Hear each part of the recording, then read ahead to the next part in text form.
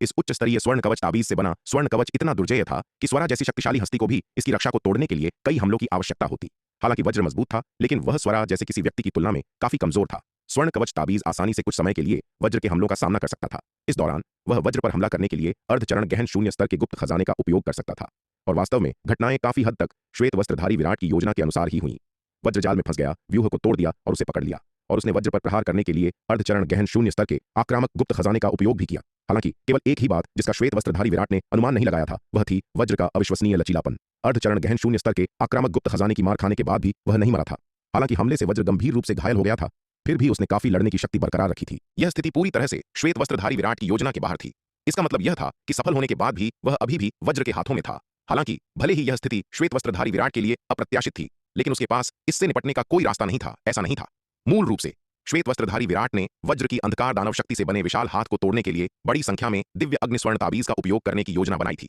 यद्यपि यह विधि उसके लिए काफी खतरनाक होती, लेकिन वज्र के नियंत्रण से मुक्त होने की उसकी संभावना बहुत अधिक थी। जैसे ही वह वज्र के नियंत्रण से मुक्त होता, वह तुरंत पास ही इंतजार कर रहे हरित को उसे वज्र से दूर ले जाने के लिए कहता। हालांकि इससे पहले कि श्वेत वस्त्रधारी विराट इस योजना को अंजाम दे पाता, तन्वी ने पहले ही अपनी पूरी ताकत से वज्र पर हमला कर दिया था और उसे वज्र की पकड़ से बचा लिया था, जिससे श्वेत वस्त्रधारी विराट उस जोखिम भरे कदम से बच गया था। स्वामी, चाहे जो हो जाए, आपको दोबारा ऐसा जोखिम भरा काम कभी नहीं करना चाहिए। श्वेत वस्त्रधारी विराट का स्पष्टीकरण सुनने के बाद तन्वी के माथे पर ठंडा पसीना आ गया। उसने श्वेत वस्त्रधारी विराट को घूरते हुए थोड़े गुस्से भरे स्वर में कहा। यह पहली बार था जब उसने विराट से इतने कड़े स्वर में बात की थी। पहले वह उसके प्रति हमेशा अत्यधिक सम्मानजनक रही थी। वह जो कुछ भी कहता वह उसकी इच्छा का पालन करती, लेकिन इस बार वह असामान्य रूप से क्रोधित थी। बात बस इतनी थी कि विराट का खुद को चारे के रूप में इस्तेमाल करने का तरीका बहुत ही जोखिम भरा था। एक गलत कदम उसे आसानी से विनाश के ऐसे गर्त में धकेल सकता था जहां से कोई वापसी नहीं होती। तन्वी विराट को इतने बड़े जोखिम में देखने के बजाय खुद जोखिम उठाना पसंद करती। हाँ, मैं दोबारा ऐसा नहीं करूंगा। तन्वी का क्रोधित चेहरा देखकर विराट तुरंत थोड़ा सहम गया। उसने उससे बहस करने की हिम्मत नहीं की और केवल अस्थायी रूप से सहमत हो सका। उसने तन्वी को अपनी योजना के बारे में पहले नहीं बताने का कारण यह था कि उसे डर था कि वह इसका विरोध करेगी। यदि तन्वी इसका विरोध करती तो उसकी योजना को लागू करना असंभव हो जाता। सौभाग्य से उतार चढ़ाव से भरी यह योजना अंततः सफल रही। हालांकि इससे वज्र सीधा नहीं मरा जैसा कि उसने कल्पना की थी, लेकिन इसने उसे गंभीर रूप से घायल कर दिया, जिससे उनकी दुर्दशा हल हो गई। विराट को इस तरह देखकर तन्वी का कठोर चेहरा नरम पड़ गया। स्वामी, आप जो कर रहे हैं, मुझे उसकी बहुत चिंता होती है। अगर आपको कुछ हो जाता तो मैं क्या करती? तन्वी ने श्वेत वस्त्रधारी विराट की ओर देखा। उसकी सुंदर आंखें कोमलता, भय और असहायता से भरी थीं। उसकी साफ झील जैसी आंखें अब आंसुओं से भरी थीं, जिससे वह बहुत नाजुक और दयनीय लग रही थी। विराट के साथ इतने साल बिताने के बाद उसके दिल में विराट का महत्व अतुलनीय था। विराट बहुत पहले ही उसका भावनात्मक सहारा बन चुका था। उसके लिए विराट के बिना जीना जारी रखने की कल्पना करना भी मुश्किल था। तन्वी को इस तरह देखकर विराट का दिल पिघल गया।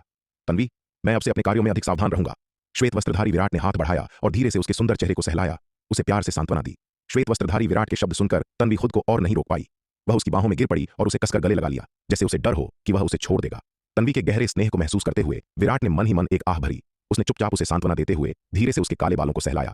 इस सुंदरी के इतने गहरे स्नेह का सामना करते हुए वह वास्तव में उसे जरा सा भी चोट पहुंचाने का विचार नहीं कर सकता था। 10 किलो पन्ना मज्जा अमृत भवन प्रमुख की चोटों को पूरी तरह से ठीक करने के लिए काफी होगा। ऐसा अवसर दुर्लभ और मूल्यवान था, वह इसे कैसे हाथ से जाने दे सकता था? यदि वह यह मौका चूक गया तो कौन जानता था कि भवन प्रमुख की चोटें कब ठीक होंगी। इस समय ओजवीर अत्यधिक चिंतित था। उसे डर था कि ओजस वनवीर की दयालुता को अस्वीकार करता रहेगा। ठीक है, चूंकि यह भाई वनवीर का दयालु प्रस्ताव है, इसलिए मैं इसे सम्मानपूर्वक स्वीकार करता हूं। ओजस ने कुछ क्षण विचार किया और अंततः अत्यंत सम्मान के साथ श्वेत वस्त्रधारी विराट को गहरा नमन करते हुए बोला। ओजवीर के शब्दों ने वास्तव में उसे हिला दिया था।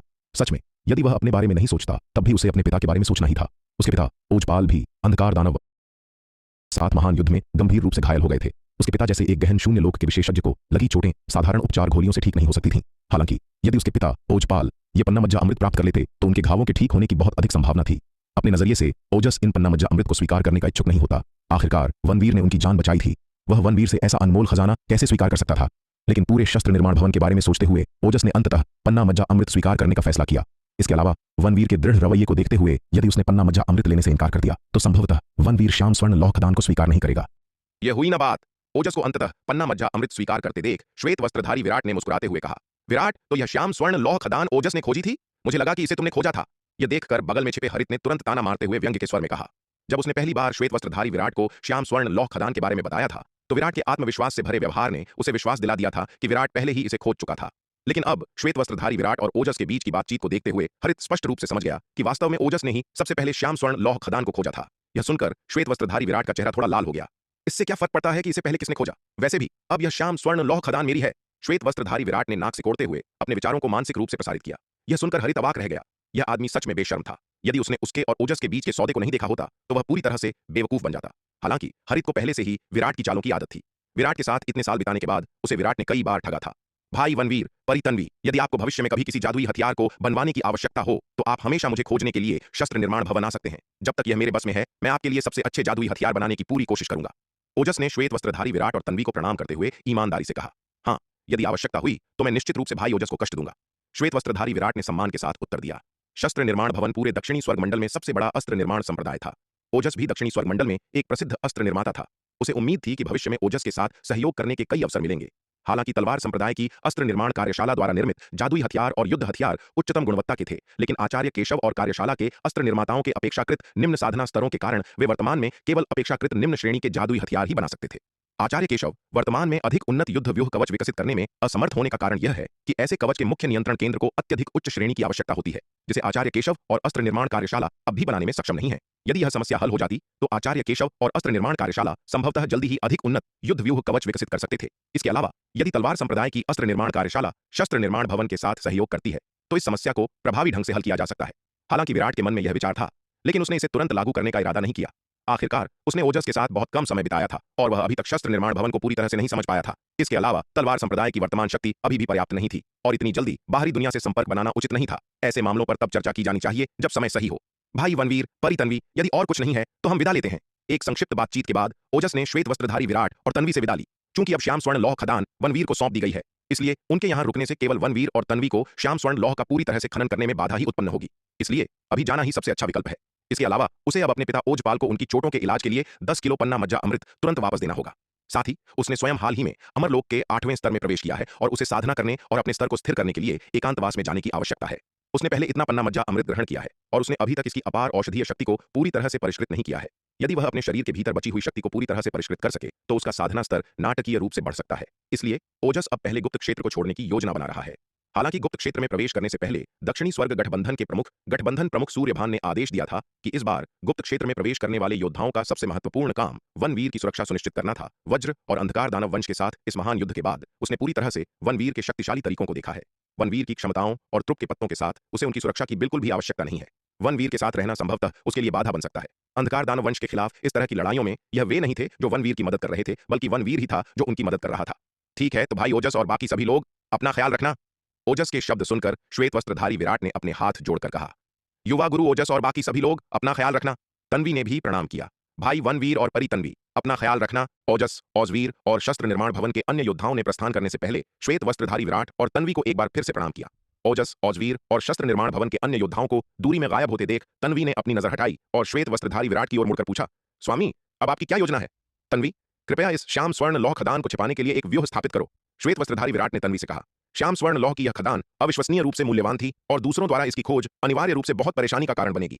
इसके अलावा वज्र और अन्य अंधकार दानव यहाँ पहले आ चुके थे और विराट को यकीन नहीं था कि क्या वे यहाँ छिपी श्याम स्वर्ण लौह खदान के बारे में जानते थे। इसलिए सुरक्षित रहने के लिए खदान को छिपाने के लिए एक व्यूह स्थापित करना सबसे अच्छा था।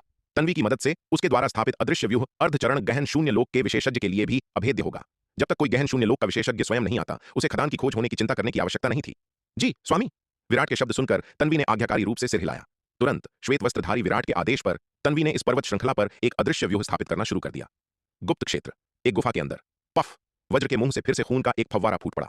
वज्र ने अपनी छाती में उस बड़े से छेद की ओर देखा जिसे वनवीर के आक्रामक गुप्त हथियार ने खोल दिया था और उसकी आंखों में एक गहरी चमक कौंध गई। इस बार वह सचमुच भयंकर रूप से घायल हो गया था। इसके अलावा यह घाव ठीक न होने वाला था। यहाँ तक कि अंधकार दानव वंश की उपचार के लिए पवित्र औषधि भी उसकी चोटों को ठीक नहीं कर सकती थी। वज्र महसूस कर सकता था कि घाव के माध्यम से भयानक खड्ग संकल्प लगातार उसके शरीर में प्रवेश कर रहा है। यह भयानक खड्ग संकल्प लगातार उसकी जीवन शक्ति को नष्ट कर रहा था, जिससे उसकी चोटें बदतर और बदतर होती जा रही थीं। ऐसा लगता है कि उस छोटे से जानवर वनवीर द्वारा उपयोग किया गया आक्रामक गुप्त हथियार किसी साधारण गहन शून्य लोक के विशेषज्ञ द्वारा नहीं, बल्कि एक अत्यंत भयानक तलवारबाज द्वारा बनाया गया था। उस अर्धचरण गहन शून्य स्तर के खजाने के भीतर उस गहन शून्य लोक के विशेषज्ञ के भयानक खड्ग संकल्प को वास्तव में एकीकृत किया गया था। यह अविश्वसनीय रूप से शक्तिशाली खड्ग संकल्प कुछ ऐसा था जिसे वह अपने शरीर से बाहर नहीं निकाल सकता था, यहाँ तक कि अपने पूरे प्रयास के बावजूद भी। यदि यह खड्ग संकल्प उसके शरीर में तबाही मचाता रहा तो वह शायद अपनी चोटों से जल्दी या बाद में मर जाएगा। अपनी स्थिति की गंभीरता को महसूस करते हुए वज्र ने तुरंत एक निर्णय लिया। उसे तुरंत गुप्त क्षेत्र छोड़ना होगा और अपने गुरु महाअसुरभद्र को ढूंढना होगा ताकि वे उसके शरीर से उस भयानक खड्ग संकल्प को निकाल सकें। वह जितनी देर करेगा उसकी हालत उतनी ही खराब होती जाएगी। अपना निर्णय लेने के बाद वज्र खड़ा हुआ और गुफा से बाहर चला गया। पवित्र पुत्र वज्र, अब आप कैसे हैं? वज्र को बाहर आते देख गुफा के बाहर पहरा दे रही असुर ललिता आगे दौड़ी और पूछा। असुर ललिता, असुर तेजस, तुम लोगों को मेरे साथ पहले गुप्त क्षेत्र छोड़ना चाहिए। वज्र ने असुर ललिता के सवाल का जवाब नहीं दिया। उसने बाहर पहरा दे रहे अंधकार दानवों के समूह पर एक नजर डाली और उदासीनता से कहा। उसकी वर्तमान स्थिति बहुत खराब थी। वनवीर के आक्रामक खजाने द्वारा गंभीर रूप से घायल होने के बाद उसकी शक्ति काफी कम हो गई थी। अपनी वर्तमान स्थिति में यदि गुप्त क्षेत्र से बाहर निकलते समय उसका सामना किसी शक्तिशाली इंसान से होता तो उसकी स्थिति बेहद खतरनाक होती। इसलिए वज्र ने अनुरोध किया कि असुर ललिता, असुर तेजस और अन्य अंधकार दानव उसके साथ आएं। इन अंधकार दानवों के उसके साथ होने से भले ही वे शक्तिशाली इंसानों का सामना करें, उसे बहुत अधिक खतरे में नहीं होना पड़ेगा। जी, पवित्र पुत्र वज्र। वज्र के शब्द सुनकर असुर ललिता, असुर तेजस और अन्य अंधकार दानव एक स्वर में सहमत हुए। हालांकि कई अंधकार दानव वज्र के अनुरोध से काफी असंतुष्ट थे। उसके साथ गुप्त क्षेत्र से बाहर जाने का मतलब कई अवसरों से चूक जाना था। गुप्त क्षेत्र में प्रवेश करने के बाद से उन्हें पहले ही कई अवसर मिल चुके थे। यह गुप्त क्षेत्र वास्तव में एक विशाल खजाने का भंडार था। यदि वे इसके भीतर प्रशिक्षण जारी रखते तो वे निस्संदेह अपार धन संचित करते। इसलिए ये अंधकार दानव स्वाभाविक रूप से वज्र के साथ गुप्त क्षेत्र को छोड़ना नहीं चाहते थे। हालांकि भले ही ये अंधकार दानव असंतुष्ट थे, लेकिन उन्होंने इसे दिखाने की हिम्मत नहीं की। आखिरकार वज्र तिमिर मंडल के 10 पवित्र पुत्रों में चौथे स्थान पर आने वाला मार्शल आर्ट का विलक्षण व्यक्ति था। न केवल वह अत्यंत शक्तिशाली था, बल्कि तिमिर मंडल में उसकी स्थिति और रुतबा भी अत्यंत उच्च था। वज्र को नाराज करने से भविष्य में तिमिर मंडल में जीवित रहना मुश्किल हो जाएगा। इसलिए भले ही ये अंधकार दानव अनिच्छुक थे, लेकिन वे केवल वज्र का अनुसरण कर सकते थे। विराट का अंधकार दानव पुतला अवतार वज्र का आदेश सुनकर मन ही मन प्रसन्न हुआ। वज्र गुप्त क्षेत्र को छोड़ रहा था और उसका अंधकार दानव पुतला अवतार अंधकार दानवों में घुसपैठ करने और उनके बारे में अधिक महत्वपूर्ण जानकारी प्राप्त करने के लिए इस अवसर का लाभ उठा सकता था। उसके अंधकार दानव पुतला अवतार के लिए तिमिर मंडल में घुसपैठ करना इस गुप्त क्षेत्र में रहने की तुलना में अधिक सार्थक था। दक्षिणी स्वर्ग मंडल सीमा। देव स्वर्ग नगर में अमर खड्ग संप्रदाय के क्षेत्र की एक हवेली में एक कान फाड़ देने वाली गर्जना के साथ हवेली से एक अतुलनीय रूप से शक्तिशाली आभा फूट पड़ी। जैसे ही यह आभा विस्फोटित हुई, स्वर्ग और पृथ्वी ने प्रतिक्रिया दी और देव स्वर्ग नगर के भीतर महान मार्ग के गहन सार की धाराएं प्रकट हुईं। इन महान मार्ग के सार के प्रकट होने के तहत पूरा देव स्वर्ग नगर और आसपास का ब्रह्मांड हिंसक रूप से कांप उठा। यह क्या हो रहा है? ऐसी आश्चर्यजनक खगोलीय घटना आखिर हो क्या रहा है? क्या ऐसा हो सकता है कि किसी ने गहन शून्य लोक में प्रवेश कर लिया हो? यहां तक कि गहन शून्य लोक में प्रवेश करने से भी इतनी बड़ी हलचल नहीं होनी चाहिए। इतनी भयानक हलचल इतने सालों में नहीं हुई है। मुझे याद है कि पिछली बार ऐसी हलचल तब हुई थी जब गठबंधन प्रमुख सूर्यभान ने गहन शून्य लोक के दूसरे स्तर में प्रवेश किया था। इस आश्चर्यजनक हलचल ने देव स्वर्ग नगर के सभी योद्धाओं को तुरंत सचेत कर दिया, और यह केवल देव स्वर्ग नगर के योद्धा ही नहीं थे जो चौंक गए थे। दक्षिणी स्वर्ग मंडल की सीमा पर गुप्त क्षेत्र में स्थानिक दरार के सामने उस क्षेत्र की रक्षा करने वाले शक्तिशाली अंधकार दानवों और इंसानों ने एक साथ देव स्वर्ग नगर की दिशा में अपनी निगाहें मोड़ी। दक्षिणी स्वर्ग गठबंधन प्रमुख सूर्यभान शुरू में इस आश्चर्यजनक हलचल से हैरान रह गए थे। वे घूमे और देव स्वर्ग नगर की ओर देखने लगे। उनकी निगाहें दूर के ब्रह्मांडीय शून्य को भेदते हुए देव स्वर्ग नगर के भीतर की हवेली पर पड़ी। जब उन्होंने देखा कि देव स्वर्ग नगर में क्या हो रहा है, तो वे ताली बजाए बिना और जोर से हंसे बिना नहीं रह सके। हा हा, भाई वेदांत, तुम सचमुच अद्भुत हो। यह अविश्वसनीय हलचल गुरु प्रमुख वेदांत के गहन शून्य लोक के दूसरे स्तर पर पहुंचने के कारण हुई थी। इस दृश्य को देखकर गठबंधन प्रमुख सूर्यभान अपार उत्साह से भर गए थे। गुरु प्रमुख वेदांत की गहन शून्य लोक के दूसरे स्तर की उपलब्धि पूरे दक्षिणी स्वर्ग मंडल के लिए अत्यंत महत्व की घटना है। अब से उन्हें एक और शक्तिशाली हस्ती मिल गई है जो उनके साथ कंधे से कंधा मिलाकर खड़ी हो सकती है। इससे पहले पूरे दक्षिणी स्वर्ग मंडल का बोझ उन्हीं के कंधों पर था। उनका हर कदम अत्यधिक सावधानी और सोच समझकर उठाया जाना था। जरा भी जल्दबाजी करने की हिम्मत नहीं थी। उन्हें डर था कि एक गलत कदम उन्हें घायल कर सकता है और इस प्रकार पूरे दक्षिणी स्वर्ग मंडल की सुरक्षा को खतरे में डाल सकता है। परिणाम स्वरूप हालांकि वे पूरे दक्षिणी स्वर्ग मंडल में सबसे मजबूत व्यक्ति थे, फिर भी उन्होंने शायद ही कभी अंधकार दानव वंश के खिलाफ लड़ाई में हस्तक्षेप किया हो। कई बार वे केवल बेबसी से देख सकते थे कि कैसे एक के बाद एक शक्तिशाली इंसान अंधकार दानव वंश के हाथों मारे गए, और वे उन्हें बचाने के लिए हस्तक्षेप करने में असमर्थ थे। ऐसा इसलिए था क्योंकि उनका प्राथमिक मिशन तिमिर मंडल के मंडल प्रमुख असुर सम्राट अंधक को रोकना था। यदि असुर सम्राट अंधक हस्तक्षेप नहीं करते तो उन्हें हस्तक्षेप करने की हिम्मत नहीं थी। अन्यथा यदि वे हस्तक्षेप करते और उनकी शक्ति समाप्त हो जाती तो असुर सम्राट अंधक स्थिति का फायदा उठाते, जिससे अत्यंत गंभीर परिणाम हो सकते थे। इसने गठबंधन प्रमुख सूर्यभान को सीमा की रक्षा करने के अपने वर्षों में अविश्वसनीय रूप से निराश महसूस कराया था। लेकिन अब गुरु प्रमुख वेदांत के गहन शून्य लोक के दूसरे स्तर पर पहुंचने के साथ उनके पास अंततः एक शक्तिशाली व्यक्ति था जो उनके साथ कंधे से कंधा मिलाकर खड़ा हो सकता था। उन्हें अब इतने डर और संयम के साथ काम करने की आवश्यकता नहीं होगी। भले ही वे घायल हो जाएं, फिर भी दक्षिणी स्वर्ग मंडल में कार्यभार संभालने के लिए गुरु प्रमुख वेदांत होंगे। गुरु प्रमुख वेदांत की इस उपलब्धि को देखकर कुलपति मयंक, स्वामिनी चंद्रकला, ओजपाल और अन्य शक्तिशाली इंसान सभी अविश्वसनीय रूप से उत्साहित थे। गुरु प्रमुख वेदांत की सफलता का मतलब था कि पहली बार उच्च स्तरीय युद्ध शक्ति के मामले में दक्षिणी स्वर्ग मंडल ने तिमिर मंडल के अंधकार दानव वंश पर बढ़त हासिल की थी। गठबंधन प्रमुख सूर्यभान, कुलपति मयंक, स्वामिनी चंद्रकला, ओजपाल और अन्य शक्तिशाली इंसानों के उत्साह के विपरीत असुर सम्राट अंधक, महाअसुर भद्र, असुर अर्कम और अन्य शक्तिशाली अंधकार दानवों के चेहरे बेहद गंभीर थे। गुरु प्रमुख वेदांत के हाथों असुर तारक की मौत के कारण तिमिर मंडल को पहले ही भारी नुकसान उठाना पड़ा था। अब गुरु प्रमुख वेदांत इस महत्वपूर्ण क्षण में गहन शून्य लोक के दूसरे स्तर पर पहुंच गए हैं, जो निस्संदेह तिमिर मंडल के लिए एक बहुत बुरी बात है। मूल रूप से अस्त्रलोक मंडल के समर्थन से तिमिर मंडल ने सैन्य ताकत के मामले में दक्षिणी स्वर्ग मंडल पर पहले ही भारी बढ़त हासिल कर ली थी। लेकिन अब इन क्रमिक परिवर्तनों के कारण तिमिर मंडल उच्च स्तरीय युद्ध शक्ति के मामले में दक्षिणी स्वर्ग मंडल की तुलना में स्पष्ट रूप से नुकसान में है।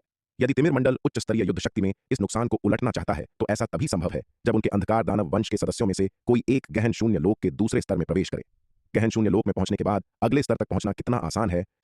अब तिमिर मंडल के लिए उच्च स्तरीय युद्ध शक्ति में अपने नुकसान को उलटने का एकमात्र तरीका अस्त्र लोक मंडल के अंधकार दानव वंश के विशेषज्ञों के ब्रह्मांडीय तारों से भरे आकाश को पार करके तिमिर मंडल में पहुंचने की प्रतीक्षा करना है। उस बूढ़े कमीने वेदांत ने ऐसा कैसे किया?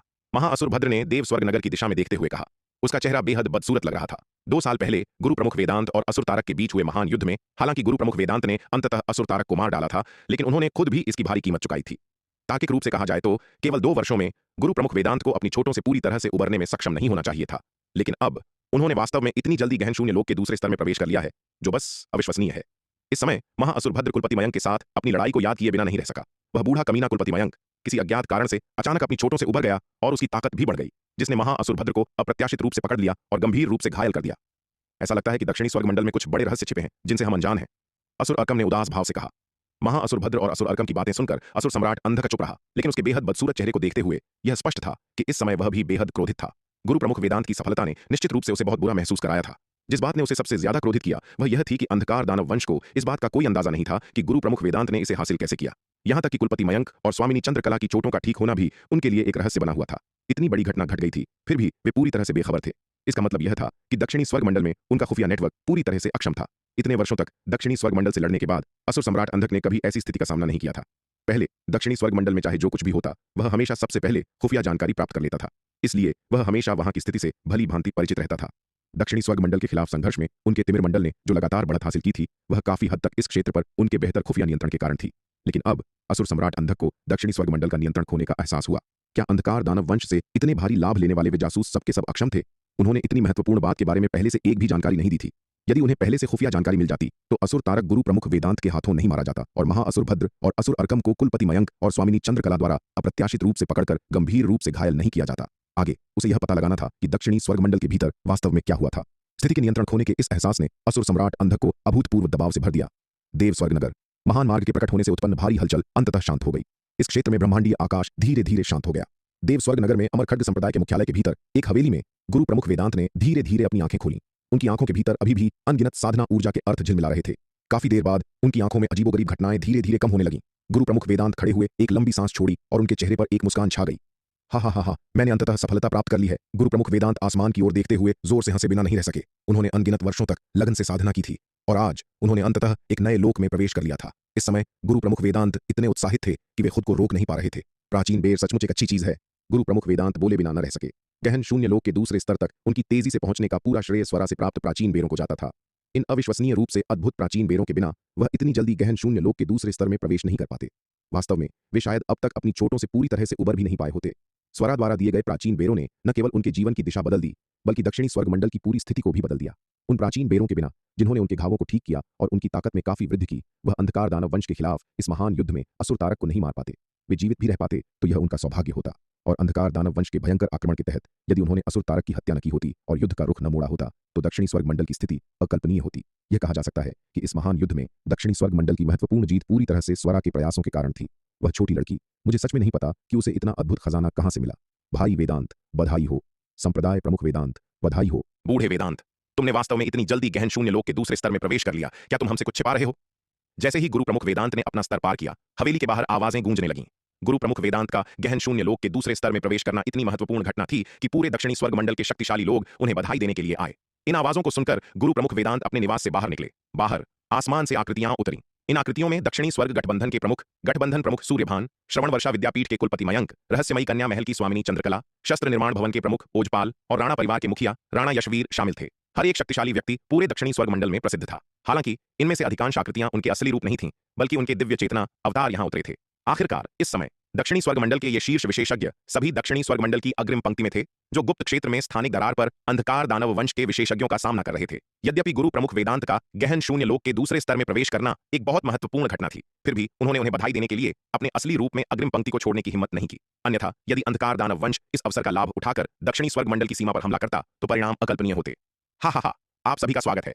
इन शक्तिशाली आकृतियों के दिव्य चेतना अवतारों का आगमन देखकर गुरु प्रमुख वेदांत ने प्रणाम किया और जोर से हंसे। गुरु प्रमुख वेदांत ने इन शक्तिशाली हस्तियों के दिव्य चेतना अवतारों का अपनी हवेली में स्वागत किया। दक्षिणी स्वर्ग मंडल के शीर्ष विशेषज्ञों का एक समूह इस हवेली में एकत्र हुआ। गुरु प्रमुख वेदांत को बधाई देने के बाद शक्तिशाली इंसानों के ये दिव्य चेतना अवतार रुके नहीं और जल्दी ही अपने मुख्य शरीरों में लौटने के लिए निकल गए। आखिरकार दिव्य चेतना अवतार बनाने से अभी भी उनके मुख्य शरीर की ताकत प्रभावित होगी। वर्तमान में दक्षिणी स्वर्ग मंडल और तिमिर मंडल का अंधकार दानव वंश अभी भी गतिरोध में थे। यदि अंधकार दानव वंश अचानक हमला कर देता तो अभी भी काफी जोखिम होंगे। इसलिए ये शक्तिशाली इंसान गुरु प्रमुख वेदांत को बधाई देने के बाद जल्दी से चले गए। गुरु प्रमुख वेदांत के गहन शून्य लोक के दूसरे स्तर में प्रवेश करने की खबर पूरे दक्षिणी स्वर्ग मंडल में तेजी से फैल गई। जब दक्षिणी स्वर्ग मंडल की दक्षिणी सीमा पर मौजूद मानव सैनिकों ने यह खबर सुनी तो वे तुरंत बहुत खुश हो गए। अनगिनत मानव सैनिकों ने खुशी मनाई और खुशी से झूम उठे और कई तो खुशी के मारे रो पड़े। हाल के दशकों में दक्षिणी स्वर्ग मंडल ने अंधकार दानव वंश के हमलों के खिलाफ अपने प्रतिरोध के लिए भारी कीमत चुकाई थी। प्रतिरोध के दौरान सीमा पर अनगिनत साथी मारे गए थे। इतने भारी नुकसान और अनगिनत जीवन खोने के बाद भी अंधकार दानव सेना के खिलाफ प्रतिरोध अविश्वसनीय रूप से कठिन बना रहा। दक्षिणी स्वर्ग मंडल की सुरक्षा के लिए अंधकार दानव सेना द्वारा तोड़े जाने का खतरा हमेशा मंडराता रहता था। दशकों से अंधकार दानव वंश का खतरा हर मानव सैनिक के दिल पर एक काले बादल की तरह मंडरा रहा था, जिससे उन पर भारी दबाव था। लेकिन अब गुरु प्रमुख वेदांत की सफलता की खबर धूप की एक किरण के समान थी, जिसने इस काले बादल को तितर बितर कर दिया और दक्षिणी स्वर्ग मंडल में वापस रोशनी ला दी। यह खबर दक्षिणी स्वर्ग मंडल को अनगिनत वर्षों में मिली अब तक की सबसे अच्छी खबर कही जा सकती है। इस खबर के फैलने के साथ ही दक्षिणी स्वर्ग मंडल के सैनिकों का मनोबल अभूतपूर्व स्तर पर पहुंच गया। हर मानव सैनिक इस समय असीम आत्मविश्वास से भर गया था। दक्षिणी स्वर्ग मंडल अमर खड्ग संप्रदाय। स्वरा ने दक्षिणी स्वर्ग मंडल की सीमा की ओर देखा। उसकी कोमल भौहें सिकुड़ गईं। दक्षिणी स्वर्ग मंडल की सीमा पर ऐसा क्या हुआ था जिसके कारण इतनी चौंकाने वाली हलचल हुई थी? असीम दूरी के पार भी वह अभी भी दक्षिणी स्वर्ग मंडल की सीमा की दिशा से आने वाली आश्चर्यजनक हलचल को महसूस कर सकती थी। क्या यह नहीं कहा गया था कि दक्षिणी स्वर्ग मंडल और तिमिर मंडल ने अस्थायी रूप से शत्रुता समाप्त कर दी है? इतनी चौंकाने वाली हलचल कैसे हो सकती है? क्या ऐसा हो सकता है कि युद्ध फिर से शुरू हो गया हो? इस समय स्वरा थोड़ी चिंतित महसूस किए बिना नहीं रह सकी। जैसे ही स्वरा चिंता और अनुमान लगा रही थी, उसे अचानक अपने स्थानिक जादुई खजाने से एक कंपन महसूस हुआ। स्वरा ने अपना हाथ खोला और अपना संचार ताबीज निकाला। बूढ़े वेदांत, तुम मुझसे क्या चाहते हो? संचार ताबीज से जुड़ने के बाद स्वरा ने पूछा। छोटी स्वरा, मैंने अपना स्तर पार कर लिया है, गुरु प्रमुख वेदांत ने कहा। ओह, तो तुमने अपना स्तर पार कर लिया है। बूढ़े आदमी, मुझे तुमसे कुछ पूछना था। यह सुनकर स्वरा गुरु प्रमुख वेदांत से पूछने ही वाली थी कि दक्षिणी सीमा पर क्या हुआ था। हालांकि उसे जल्दी ही समझ में आ गया कि गुरु प्रमुख वेदांत का क्या मतलब था और वह अचानक अपनी सीट से खड़ी हो गई। उसने सदमे में पूछा, बूढ़े आदमी, तुमने क्या कहा? तुमने अपना स्तर पार कर लिया है? तुम्हारा मतलब है तुमने गहन शून्य लोक के दूसरे स्तर को प्राप्त कर लिया है? सही कहा, मैंने गहन शून्य लोक के दूसरे स्तर में प्रवेश कर लिया है, गुरु प्रमुख वेदांत ने मुस्कुराते हुए कहा। उनके गहन शून्य लोक के दूसरे स्तर तक पहुंचने का सबसे बड़ा श्रेय स्वरा को ही जाता था, इसलिए वह स्वाभाविक रूप से अपना स्तर पार करते ही स्वरा को यह खुशखबरी बताना चाहते थे। बूढ़े आदमी, क्या तुमने सच में अपना स्तर पार कर लिया है? मुझे चकमा मत देना, ठीक है? स्वरा ने कहा। उसे अभी भी थोड़ा अविश्वास था। आखिरकार यह खबर बहुत चौंकाने वाली थी, इतनी अधिक कि स्वरा को विश्वास ही नहीं हो रहा था कि यह सच है। दक्षिणी स्वर्ग मंडल में अनगिनत वर्षों से किसी ने भी गहन शून्य लोक के दूसरे स्तर में प्रवेश नहीं किया है। गहन शून्य लोक के दूसरे स्तर में प्रवेश करने की तो बात ही छोड़िए, पिछले 10 करोड़ वर्षों में किसी एक योद्धा ने भी गहन शून्य लोक में प्रवेश नहीं किया है। साधना के उस स्तर तक पहुंचना अविश्वसनीय रूप से कठिन है। हालांकि दक्षिणी स्वर्ग मंडल में कुछ अर्धचरण गहन शून्य लोक के विशेषज्ञ हैं, लेकिन पिछले 10 करोड़ वर्षों में एक ने भी वास्तव में वह कदम नहीं उठाया है और गहन शून्य लोक में प्रवेश नहीं किया है। छोटी स्वरा, क्या मैं तुमसे ऐसी बात के बारे में झूठ बोलूंगा? यह सुनकर गुरु प्रमुख वेदांत ने थोड़े चिढ़ते हुए कहा। तो तुमने सच में अपना स्तर पार कर लिया है? स्वरा ने एक गहरी सांस ली, अपने उत्साहित मन को शांत किया। यहां तक कि उसके जैसी शक्तिशाली विशेषज्ञ भी इतनी अच्छी खबर मिलने पर अपने असीम उत्साह को रोक नहीं पाई। छोटी स्वरा, तुम्हें इस पर संदेह करने की आवश्यकता नहीं है, मैंने वास्तव में अपना स्तर पार कर लिया है, गुरु प्रमुख वेदांत हंसे। बूढ़े आदमी, क्या दक्षिणी सीमा पर वह भारी हलचल तुम्हारे इस स्तर पार करने के कारण हुई थी? स्वरा पूछे बिना नहीं रह सकी, क्योंकि उसे दक्षिणी सीमा पर ब्रह्मांडीय आकाश में हुई आश्चर्यजनक हलचल याद आ गई। हाँ, यह सच है, यह वास्तव में मेरे द्वारा अपना स्तर पार करने के कारण ही हुई थी। गुरु प्रमुख वेदांत ने सहमति में सिर हिलाया। समझ गई। स्वरा ने राहत की एक लंबी सांस ली और मुस्कुराते हुए बोली, इतनी आश्चर्यजनक हलचल देखकर मुझे लगा कि कुछ बड़ा हो गया है। तो यह बात है कि यह सब तुम्हारे स्तर पार करने के कारण हुआ? बूढ़े आदमी, हा हा हा, अब जिन्हें सच में चिंतित होना चाहिए वे हैं तिमिर मंडल के अंधकार दानव। गुरु प्रमुख वेदांत हंसे। यदि हम अभी तिमिर मंडल पर जवाबी हमला नहीं करते हैं तो उन्हें अपने भाग्य को धन्यवाद देना चाहिए, वे कोई भी परेशानी खड़ी करने की हिम्मत नहीं करेंगे। बूढ़े आदमी, अब जब तुमने अपना स्तर पार कर लिया है तो मुझे तुमसे कुछ कहना है, स्वरा ने कहा। छोटी स्वरा, बस मुझे बताओ कि तुम्हें क्या चाहिए, तुम्हारी मदद करने के लिए मैं कुछ भी करूंगा। गुरु प्रमुख वेदांत ने उसे आत्मविश्वास से आश्वासन दिया। जल्दी करो और दूसरों को वापस आने की व्यवस्था करो और अमर खड्ग संप्रदाय में मेरी जगह लो। मेरा साधना स्तर बढ़ने ही वाला है, मुझे इसे पार करने के लिए कोई जगह ढूंढनी है, स्वरा ने कहा। विराट द्वारा प्रदान किए गए इतने सारे अद्भुत खजानों का उपभोग करने के बाद उसका साधना स्तर पहले ही अमरलोक के 9वें स्तर की सीमा तक पहुंच चुका था। पिछले 1 वर्ष में स्वरा को लगा कि उसे किसी भी क्षण अपना स्तर पार करने का जोखिम है। हालांकि वह अमर खड्ग संप्रदाय की रक्षा जारी रखने के लिए केवल अपने साधना स्तर को दबा रही थी। वह अमर खड्ग संप्रदाय में अपना स्तर पार नहीं करना चाहती थी। आखिरकार एक बार ऐसा करने पर उसका रहस्य उजागर हो जाएगा। अमर खड्ग संप्रदाय के भीतर देशद्रोही का पता लगाने से पहले वह अपना ठिकाना नहीं बताना चाहती थी। छोटी स्वरा, क्या तुम भी अपना स्तर पार कर रही हो? यह सुनकर गुरु प्रमुख वेदांत चकित रह गए। तुम गहन शून्य लोक के दूसरे स्तर में प्रवेश करने में सक्षम रहे, क्या यह अजीब है कि मैं अपना स्तर पार कर रही हूं? स्वरा ने चिढ़ते हुए कहा। आश्चर्यजनक नहीं, आश्चर्यजनक नहीं। यह सुनकर गुरु प्रमुख वेदांत ने जल्दबाजी में जवाब दिया। उनमें अब इस छोटी लड़की को नाराज करने की हिम्मत नहीं थी। क्या होगा अगर वह क्रोधित हो जाए और भविष्य में उसे प्राचीन बेर देना बंद कर दे? यह बहुत परेशानी वाला होगा। प्राचीन बेर के अपार लाभों का स्वाद चखने के बाद गुरु प्रमुख वेदांत स्वरा को खुश करने की कोशिश में बहुत व्यस्त थे। उसे नाराज करने की तो बात ही छोड़ दें। पर्याप्त प्राचीन बेरों के साथ गहन शून्य लोक के दूसरे स्तर में प्रवेश करना तो बस एक शुरुआत थी। इस चमत्कारी खजाने की मदद से गहन शून्य लोक के तीसरे या चौथे स्तर तक पहुंचना भी अत्यधिक संभावित था। उनका भविष्य का मार्शल आर्ट पथ पूरी तरह से इसी छोटी लड़की पर निर्भर था। बूढ़े आदमी, तुम अमर खड्ग संप्रदाय में मेरे कर्तव्यों को संभालने के लिए किसी के वापस आने की व्यवस्था करने की योजना कब बना रहे हो? स्वरा ने पूछा। छोटी स्वरा, अगर तुम अपना स्तर पार करने के लिए कोई जगह खोजना चाहती हो तो बस चली जाओ, इतना मत सोचो, गुरु प्रमुख वेदांत ने कहा। बूढ़े आदमी, तुम्हारा क्या मतलब है? स्वरा ने भ्रमित होकर पूछा। क्या होगा? यदि मेरे जाने के बाद कोई अमर खड्ग संप्रदाय में परेशानी खड़ी करने के अवसर का लाभ उठाए। हा हा हा, छोटी स्वरा, तुम निश्चिंत हो सकती हो। यह सुनकर गुरु प्रमुख वेदांत हंसे। अब क्या तुम्हें लगता है कि पूरे दक्षिणी स्वर्ग मंडल में किसी में भी इतनी लापरवाही करने की हिम्मत होगी कि वह हमारे अमर खड्ग संप्रदाय को उकसाए? उनके गहन शून्य लोक के दूसरे स्तर में प्रवेश करने की खबर जल्द ही पूरे दक्षिणी स्वर्ग मंडल में फैल जाएगी। इस समय अमर खड्ग संप्रदाय निस्संदेह पूरे दक्षिणी स्वर्ग मंडल में नंबर 1 संप्रदाय है। दांव संघ के अलावा पूरे दक्षिणी स्वर्ग मंडल में कौन सा संप्रदाय या ताकत अमर खड्ग संप्रदाय की बराबरी कर सकती है? यहां तक कि दक्षिणी स्वर्ग मंडल की सबसे बड़ी बुरी ताकत भी अब अमर खड्ग संप्रदाय को उकसाने की हिम्मत नहीं करती है। आखिरकार कोई भी उन्हें क्रोधित करने के परिणाम भुगतने की हिम्मत नहीं करता है। दक्षिणी स्वर्ग मंडल में एक गहन शून्य लोक के दूसरे स्तर के विशेषज्ञ की प्रतिरोधक शक्ति बहुत अधिक है। भले ही अमर खड्ग संप्रदाय अब पूरी तरह से खाली है, कोई भी इस समय वहां परेशानी खड़ी करने की हिम्मत नहीं करता है। ओह, यह तो सही लग रहा है। गुरु प्रमुख वेदांत की बातें सुनकर स्वरा को भी एहसास हुआ और उसने सिर हिलाया। जैसे ही गुरु प्रमुख वेदांत गहन शून्य लोक के दूसरे स्तर में प्रवेश कर गए, अमर खड्ग संप्रदाय की स्थिति वैसी नहीं रही जैसी वह हुआ करती थी। केवल वही व्यक्ति जो अपने जीवन से ऊब चुका हो गहन शून्य लोक के दूसरे स्तर के विशेषज्ञ वाले संप्रदाय को उकसाने की हिम्मत करेगा। बूढ़े आदमी, तो मैं जा रही हूं, स्वरा ने कहा। यदि तुम अपना स्तर पार करने के लिए कोई जगह खोजना चाहती हो तो तुम बिना किसी चिंता के जा सकती हो। गुरु प्रमुख वेदांत ने सिर हिलाया और कहा, यदि तुम चाहती हो कि कोई तुम्हारी रक्षा करे तो मैं भी व्यक्तिगत रूप से तुम्हारी रक्षा कर सकता हूं। स्वरा अब न केवल अमर खड्ग संप्रदाय के लिए अत्यंत महत्वपूर्ण है, बल्कि पूरे दक्षिणी स्वर्ग मंडल के लिए भी असाधारण महत्व रखती है। वह अकेली पूरे दक्षिणी स्वर्ग मंडल की स्थिति को प्रभावित कर सकती है। आखिरकार पूरे दक्षिणी स्वर्ग मंडल में केवल स्वरा ही प्राचीन बेर जैसा चमत्कारी खजाना प्रदान कर सकती है, इसलिए उसकी सुरक्षा भी अत्यंत महत्वपूर्ण है। यदि स्वरा को उनकी आवश्यकता होती तो वे तुरंत सब कुछ छोड़कर व्यक्तिगत रूप से उसकी रक्षा कर सकते थे। कोई जरूरत नहीं, कोई जरूरत नहीं। स्वरा ने जल्दी से सिर हिलाया और कहा, बूढ़े आदमी, तुम बस सीमा पर रहो, मेरे पीछे मत आना। उसे अपना स्तर पार करने के लिए एक एकांत जगह चाहिए थी, स्वाभाविक रूप से विराट को खोजने के लिए। वह नहीं चाहती थी कि किसी को भी विराट के अस्तित्व के बारे में पता चले। आखिरकार विराट से जुड़े रहस्य बहुत बड़े थे। हालांकि वह गुरु प्रमुख वेदांत पर बहुत भरोसा करती थी, फिर भी उसने ऐसा जोखिम उठाने की हिम्मत नहीं की। वह ऐसा कुछ भी बिल्कुल नहीं करेगी जो विराट के लिए खतरा लाए, भले ही 10,000 में केवल एक ही संभावना क्यों न हो। ठीक है, फिर सावधान रहना। स्वरा के शब्द सुनकर गुरु प्रमुख वेदांत के पास और कुछ कहने का विकल्प नहीं था। वे यह भी जानते थे कि स्वरा के पास अवश्य ही एक बड़ा रहस्य होना चाहिए। आखिरकार प्राचीन बेर जैसी चीजें आसानी से प्राप्त नहीं की जा सकती थीं। गुरु प्रमुख वेदांत ने कभी भी स्वरा के रहस्य की जांच करने की जहमत नहीं उठाई। इतना अपार अवसर कुछ ऐसा था जिसे कोई भी आसानी से प्रकट नहीं करेगा। पूछताछ करना केवल वर्जनाओं का उल्लंघन करेगा और संदेह पैदा करेगा। गुरु प्रमुख वेदांत नहीं चाहते थे कि उनके कार्यों से स्वरा को कोई संदेह हो, इसलिए उन्होंने स्वरा के कार्यों में कभी हस्तक्षेप नहीं किया। बूढ़े आदमी, चिंता मत करो, मैं रहूंगी। गुरु प्रमुख वेदांत की बात सुनकर स्वरा ने सिर हिलाया और कहा, मैंने अमर खड्ग संप्रदाय के सुरक्षात्मक व्यूह का मुख्य भाग आपके मुख्य कक्ष में रख दिया है, मैं जा रही हूं। यह कहने के बाद स्वरा ने संचार समाप्त कर दिया। उसने अमर खड्ग संप्रदाय के सुरक्षात्मक व्यूह का नियंत्रण भाग निकाला, उसे उस मुख्य कक्ष में रख दिया जहां गुरु प्रमुख वेदांत रहते थे, और फिर अमर खड्ग संप्रदाय को छोड़ दिया। अमर खड्ग संप्रदाय को छोड़ने के बाद स्वरा ने शक्ति सिंधु महाद्वीप में पहुंचने के लिए उस स्थानिक स्थानांतरण व्यूह का उपयोग किया जिसे विराट ने अमर खड्ग महाद्वीप में उसके लिए स्थापित किया था। वापस लौटने पर स्वरा सीधे विराट के निवास पर गई, यह चर्चा करने के इरादे से कि एकांतवास और अपना स्तर पार करने के लिए कहां जाना है।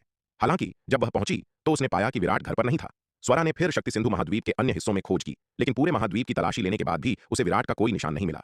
विराट, तुम कहां चले गए?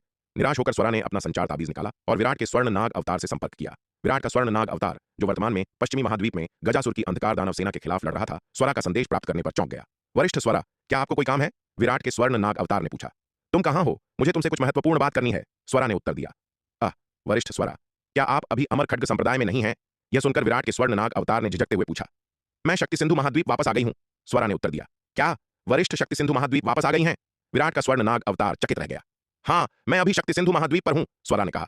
कृपया एक पल प्रतीक्षा करें वरिष्ठ, मैं अभी वापस आता हूं। विराट के स्वर्ण नाग अवतार ने जल्दी से कहा। यह महिला अचानक शक्ति सिंधु महाद्वीप वापस क्यों आ गई? इस बारे में पता चलने पर विराट का मुख्य शरीर तुरंत एक स्थानिक स्थानांतरण व्यूह के माध्यम से दक्षिणी स्वर्ग गुप्त क्षेत्र से शक्ति सिंधु महाद्वीप में लौट आया। उसका स्वर्ण नाग अवतार वर्तमान में चक्र महाद्वीप पर गजासुर की अंधकार दानव सेना के खिलाफ तलवार संप्रदाय की सेना का नेतृत्व कर रहा था, इसलिए वह आसानी से नहीं छोड़ सकता था। इसलिए समाचार प्राप्त करने पर विराट का मुख्य शरीर दक्षिणी स्वर्ग गुप्त क्षेत्र से वापस लौट आया। उसके 3 शरीर मूल रूप से एक ही व्यक्ति थे। जो स्वर्ण नाग अवतार जानता था, मुख्य शरीर स्वाभाविक रूप से उसी समय जान लेता था। शक्ति सिंधु महाद्वीप में लौटने पर विराट ने वास्तव में स्वरा को अपने निवास पर उसकी प्रतीक्षा करते हुए पाया। वरिष्ठ स्वरा, आप अचानक क्यों लौट आई? विराट ने स्वरा की ओर देखते हुए झिझकते हुए पूछा। क्यों विराट, क्या तुम खुश नहीं हो कि मैं वापस आ गई हूं? स्वरा ने उसकी ओर देखते हुए चिढ़कर कहा। हालांकि वह विराट से केवल 2 वर्ष से थोड़ा अधिक समय तक ही दूर रही थी, लेकिन उसे फिर से देखकर वह असीम आनंद से भर गई थी। विराट से दोबारा मिलना दुनिया की सबसे खुशी की बात लग रही थी। हालांकि जबकि स्वरा असीम आनंद से भरी हुई थी, बाहर से उसने पूरी तरह से शांत और संयमित व्यवहार बनाए रखा। नहीं नहीं वरिष्ठ, आप ज्यादा सोच रही हैं, स्वरा के शब्द सुनकर विराट ने जल्दी से कहा। बेशक, मैं बहुत खुश हूं कि वरिष्ठ वापस आ गई हैं। वह रुका, उसने स्वरा की ओर देखा और सावधानी से पूछा। वरिष्ठ स्वरा, क्या इस बार आपको मुझसे कोई काम है? मैं अपना स्तर पार करने वाली हूं, स्वरा ने उसकी ओर देखते हुए कहा। क्या वरिष्ठ अपना स्तर पार करने वाली है? यह सुनकर विराट चकित रह गया। विराट, तुम्हारा क्या मतलब है? क्या यह इतना अजीब है कि मैं अपना स्तर पार करना चाहती हूं? विराट की प्रतिक्रिया देखकर स्वरा ने उसे घूरा। वह अत्यधिक चिढ़ गई थी और बोली, यहां तक कि उस बूढ़े आदमी वेदांत ने भी पहले ही गहन शून्य लोक के दूसरे स्तर में प्रवेश कर लिया है। मैंने इतने सारे खजानों का सेवन किया है और मैं अर्धचरण गहन शून्य लोक में प्रवेश करना चाहती हूँ। इसमें आश्चर्य की क्या बात है? क्या तुम्हें लगता है कि मैं इतनी बुरी हूं? नहीं नहीं, वरिष्ठ गलत समझ रही हैं। मेरा वह मतलब नहीं था। स्वरा के शब्द सुनकर विराट ने जल्दी से क्षमा याचना करते हुए मुस्कुराकर कहा, वरिष्ठ दक्षिणी स्वर्ग मंडल की प्रसिद्ध अमर खड्ग स्वरा है। दक्षिणी स्वर्ग मंडल में हर कोई यह जानता है। वरिष्ठ की प्रतिभा पूरे दक्षिणी स्वर्ग मंडल में शायद बेजोड़ है। महज अर्धचरण गहन शून्य लोक में प्रवेश करने की तो बात ही छोड़िए, वरिष्ठ के लिए गहन शून्य लोक में प्रवेश करना भी बच्चों का खेल होगा। हम्फ, यह हुई ना बात। विराट की चापलूसी सुनकर स्वरा बहुत प्रसन्न हुई और उसने संतुष्टि से सिर हिलाया। यदि किसी और ने उससे ऐसी चापलूसी वाली बातें कही होती तो इससे उसे केवल घृणा ही होती, लेकिन जब विराट ने यह कहा तो उसे लगा जैसे उसका दिल शहद से भर गया हो। स्वरा की खुशी का भाव देखकर विराट ने थोड़ी राहत की सांस ली। वह ऐसी भावुक बातें नहीं कहना चाहता था, लेकिन अगर वह इस महिला को शांत नहीं करता तो उसके परेशान होने पर वह मुसीबत में पड़ जाता। भले ही उसने अब तृतीय विपत्ति लोक में प्रवेश कर लिया था और उसके स्वर्णकाया अष्टादश संस्कार 13वें संस्कार तक पहुंच गए थे, फिर भी वह उसके घूंसों का सामना नहीं कर पाता। वरिष्ठ ने अभी कहा कि संप्रदाय प्रमुख वेदांत ने गहन शून्य लोक के दूसरे स्तर में प्रवेश कर लिया है। ऐसा कब हुआ? स्वरा को शांत करने के बाद विराट ने उससे पूछा। उसने स्वरा के शब्दों में इस अत्यंत महत्वपूर्ण जानकारी पर ध्यान दिया था। यदि गुरु प्रमुख वेदांत ने गहन शून्य लोक के दूसरे स्तर में प्रवेश किया था तो यह एक अत्यंत महत्वपूर्ण मामला था जो पूरे दक्षिणी स्वर्ग मंडल की समग्र स्थिति को भी प्रभावित कर सकता था। इसलिए इस समय वह यह पुष्टि करने के लिए पूछे बिना नहीं रह सका कि क्या यह सच है। बस अभी, स्वरा ने कहा। बस अभी। यह सुनकर विराट फिर से चकित रह गया। बिल्कुल, स्वरा ने सिर हिलाया और कहा, क्या तुमने दक्षिणी स्वर्ग मंडल की सीमा की दिशा में हुई भारी हलचल पर ध्यान नहीं दिया? वह बूढ़े आदमी वेदांत के गहन शून्य लोक के दूसरे स्तर में प्रवेश करने के कारण हुआ था। खैर, मेरी इस तुच्छ साधना के साथ मैं इतनी दूर की हलचल को कैसे महसूस कर सकता हूं? वरिष्ठ मुझ पर बहुत मेहरबान है, विराट ने जबरन मुस्कुराते हुए कहा। ओह, यह सच है। मैं भूल ही गई थी कि तुम केवल एक रूपांतरण लोक के योद्धा हो। यह सुनकर स्वरा ने सिर हिलाया। चूंकि विराट इतना उत्कृष्ट था, इसलिए जब वह उसके साथ होती थी तो वह हमेशा अवचेतन रूप से उसके साधना स्तर को भूल जाती थी। वह हमेशा अनजाने में विराट को अपने स्तर के एक शक्तिशाली व्यक्ति के रूप में ही मानती थी। हे विराट, तुम्हारे मुख्य शरीर ने तृतीय विपत्ति लोक में कब प्रवेश किया?